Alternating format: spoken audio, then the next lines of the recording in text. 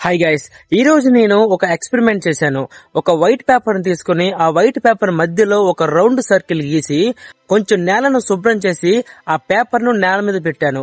ఆ సర్కిల్ మధ్యలో కొంచెం పంచదార వేశా. సో కొంత టైం తర్వాత ఆ పేపర్ దగ్గరకు కొన్ని చీమలు రావటం మొదలు పెట్టాయి. చీమలు ఆ పేపర్ దగ్గరకైతే వస్తున్నాయి గాని నేను గీసిన సర్కిల్ ని దాటి లోపలికి వెళ్ళలేకపోతున్నాయి.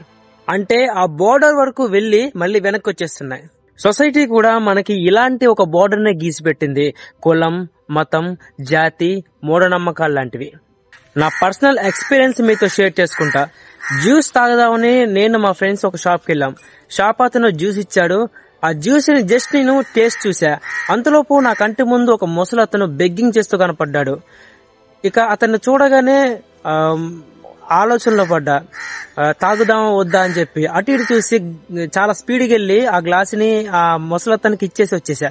అంటే ఇక్కడ ఒకసారి అర్థం చేసుకోండి, సొసైటీ మనల్ని ఎంత బ్రెయిన్ వాష్ చేసిందంటే మంచి చేయడానికి కూడా ఆలోచించేంత. సో ఒక్కసారి మీకోసం మీరు తెగించండి, ఇంకేదో మీకోసం రెడీగా ఉంది. అందులో ఒక చీమ ఆ బోర్డర్ ని క్రాస్ చేయగలిగి ఆ పంచదారను టేస్ట్ చూసి తిరిగి వెళ్లి మిగతా చీమలకి చెప్పి ఆ పంచదార మొత్తాన్ని తీసుకెళ్లేలా చేసింది.